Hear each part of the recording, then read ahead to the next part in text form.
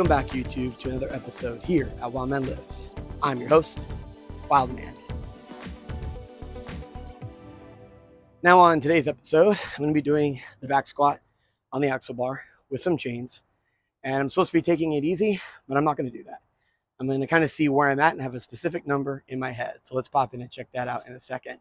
But I'm also going to be doing some mountain climbers and pull-ups as I go up in progression. So let's pop into today's workout because I'm starting to lose some daylight because it's evening time. And let's see what we got going on. Now, before I get into the title of this video, which is my 5 tips in order to get stronger overall, I'm going to go over the workout, which is going to start off with the back squat. And I'm using that axle bar. Just thick in diameter, doesn't bend, the ends don't rotate, doesn't have any knurling. So it wants to move around a lot on your back, and it doesn't bend and help you with the lift at the bottom of the lift. Very difficult implement to use. And as I'm going up in weight, I'm also going to be doing mountain climbers. Mountain climbers are really good for the chest, for your core, but it's really good for your ankle mobility, which is pretty much why I'm doing this, is to get my ankles warmed up for the back squat. And pull-ups. Love doing pull-ups. Builds upper back strength, stretches out the back as I'm going up in weight on the back squat, and gets my back primed to have that heavy weight sit on my back. It's a giant set for the day. But I'm also going to be adding chains to the implement. So this is going to be an axle back squat with chains. Those are 50 pounds chains in total weight.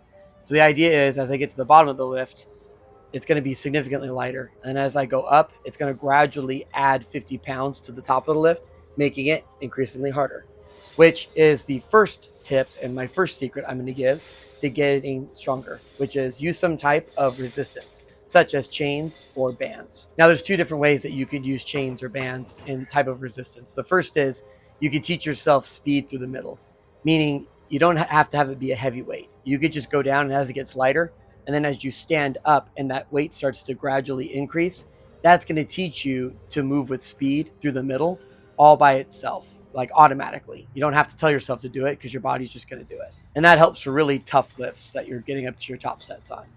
Another thing you could do is you can overload the weight. So let's say like your PR, for example, on the back squat's 405 pounds. Well, you can add like 40 pounds of chains to that and do 405 pounds total, meaning like it's a lot lighter at the bottom and 405 pounds at the top. And this will actually get you comfortable doing reps with that weight. Or you could even go above your PR just a little bit, and then you can feel comfortable getting out of the hole because you know for a fact it's lighter at the bottom and it's going to be the top weight at the top. And now my second secret is what I'm also doing right now, which is I'm working out in giant set format, meaning I'm adding more movements than other than just my strength movement. And everything needs to be deliberate. And that's what I recommend when you're doing giant strength. So the pull-ups have a purpose, right? The back squat gets heavy on the back. The pull-up primes your back for that weight to sit on. And it also stretches out your back as you're going up in heavy weight. So it really gives your spine a break and relief as you're going up. And the mountain climbers prime the core, and it also gets your ankle mobility going so that your ankles have a lot more flexibility at the bottom of the squat. This is how I train for all of my movements. So no matter what I'm doing in giant set format, I always have this at the front of my mind as I am training in giant set format. Which movements are going to help me with my main movement that I'm concentrating on. Now, my third secret is if you are not working on something in particular, like you just want to get strong, like you're not particularly working on just the deadlift or the bench press or the overhead press, my recommendation is when you start off during the week, start off doing back squats.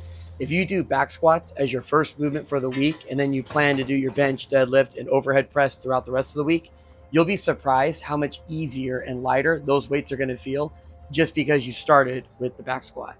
Now, if you are trying to increase your deadlift or your bench press, and that's your primary focus, that should be at the front of the week because that's the one that you're focused on. But prepare for everything else to suffer, because when you do bench press or deadlift at the beginning of the week, you'll find that your back squat and other lifts during the week are actually going to suffer. But the back squat actually improves all of those lifts as you're going through the week. That's what I found, and that's what most strength programs are centered around, is having the back squat come first, because of how effective it is for the rest of the movements the rest of the week. And my fourth tip is when you're getting up to your top set and it feels really heavy on your back or really heavy on the chest as you're getting it out of the rack, a little trick I like to do is I like to overload the weight, which is what I'm going to do right here. I was starting to feel a little uncomfortable with this weight being on my back. So what I ended up doing was overloading the weight. I added more weight to it, walked the barbell out, and then walked it back in. And you could do that with the bench press, and you could do that with the overhead press. A little hard to do with the deadlift. You might be SOL when it comes to the deadlift, but at least for those other 3 compound movements, this is a very effective method where you just walk the barbell out and then you feel the weight on your back, rack it back. Then you take a couple minutes and then you come back, and then that weight's going to feel really light at the starting position out of the rack. And then as you descend and then you go up and it starts to panic as it gets heavy, well, it doesn't really matter because you're not doubting yourself at the beginning of the lift. And that's the most important part of that aspect, because if you are doubting yourself at the beginning of the movement, then as you start to descend, you're going to feel a lot less confident. It's going to be a whole lot less likely that you're able to get that lift completed. All right, so not too shabby. Could have gone a little bit lower. Kind of shows where my hip mobility is. I need to kind of work on that a little bit. So that is why I film these things, not only to show you viewers my riveting workouts and my riveting conversations that I have with myself, but also I view it to see if my depth is good, if something is off, what I'm doing right, what I'm doing wrong. So it's always a good idea to film yourself, even if you're not a YouTuber. Now I'm losing daylight, so let's pop into the rest of the workout. Now for the variation giant set, I was still doing 3 rounds and I was still doing those pull-ups and those pesky mountain climbers in between. But now I'm just going to do the stone to shoulder, which is my 5th and final tip when it comes to lifting heavy. It's going to be lift odd objects regularly. So lift irregular odd objects regularly, if that makes sense. But the idea is when something isn't perfectly calibrated and isn't perfectly centered, it's a lot harder to lift. And so when you're lifting, you have to be able to recalibrate your brain and sometimes do something a little unorthodox in order to get it up. This teaches your brain to primitively lift things and to be strong in general. So lift things that are calibrated, but then every once in a while lift something that is an odd object. And I mean, look how fun this is. Stones are so much fun to lift. I love lifting stones. And that beautiful sunset in the background really makes it all worth it being out here. It makes you one with nature. Now I'm going to give you a bonus tip. So here's a 6th tip that you weren't expecting. Always do accessory movements at the end of the workout. I always like to do strength movements, but then when I'm running low on time, then I like to do accessory movements. If I can only do strength and accessory, I'll completely skip variation and assistance, because accessory is what keeps your tendon strong and keeps everything in balance. So make sure that when you're picking the exercises, they all complement each other. And when your body is exhausted, that's the time to really try to hit those tendons. And it's more easier to do if you've exhausted all of your muscles in the process. And that's going to be my tips for today's workout. Alrighty, so that concludes it for this evening's workout.